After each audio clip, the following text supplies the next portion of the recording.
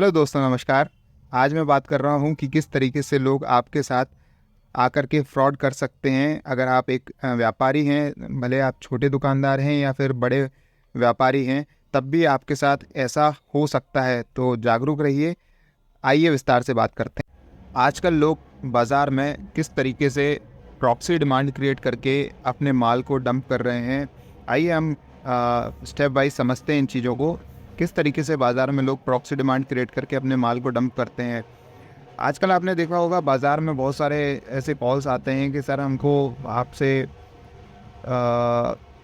माल ख़रीदना है या कोई फलाना प्रोडक्ट ख़रीदना है।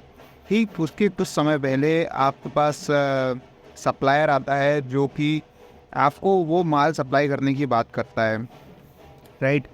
तो लोग जनरली क्या करते हैं कि पहले सप्लायर आपसे कांटेक्ट करता है और आपको पर्टिकुलर प्रोडक्ट की सप्लाई देने की बात करता है, आपको अच्छे रेट देता है, जो मार्केट में कम रेट्स देता है और उसमें आपको अवेलेबिलिटी मिलती है।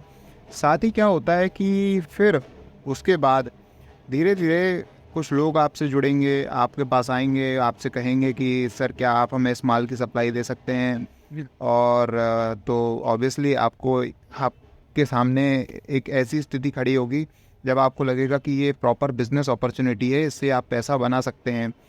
फिर आप अपने सप्लायर से कांटेक्ट करेंगे और उससे माल की डिमांड करेंगे कि यहाँ पर आपसे जो व्यक्ति परचेस करने वाला है वो भी आपके पास कई बार विश्वास जमाने के लिए एडवांस टोकन भी करके जाएगा।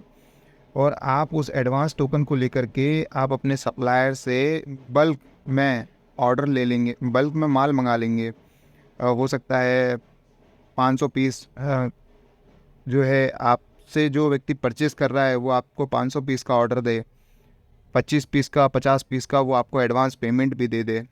आपको लगेगा कि नहीं यार, एडवांस पेमेंट दे दिया है मतलब विश्वास करने योग्य है, और आप उस आधार पे अपने सप्लायर को 500 पीस का पेमेंट एडवांस दे करके उनसे माल बुलवा के रख लेते हैं। बाद में होता क्या है कि जो आपसे व्यक्ति परचेस करने वाला था वो अपने कदम पीछे ले लेता है और वो आपसे फिर माल परचेस नहीं करता है। अच्छा, यहाँ पर होता क्या है कि जो सप्लायर है और जो आपसे माल खरीद रहा है यानी आपका जो बायर है, वो दोनों आपस में मिले हुए होते हैं और वो वहाँ पर आपके सामने, यानी आप तो दुकानदार हैं, आप तो मान के चलिए रिटेलर हैं, होलसेलर हैं या फिर जो भी हैं, आप मिडिल मैन होने के नाते आप सोचते हैं कि आपको यहाँ से माल ख़रीदना है, आपके सप्लायर से माल ख़रीदना है और आपके बायर को माल बेच देना है, और आपको उसमें बीच में जो भी प्रॉफिट मार्जिन है वो आपका निकल के आ जाएगा। बट होता ये है जनरली कि जब आपका बायर बाद में मना कर देता है तो वो माल आपके पास अटक के रह जाता है और आपका एक बड़ा अमाउंट वहाँ पर फंस जाता है।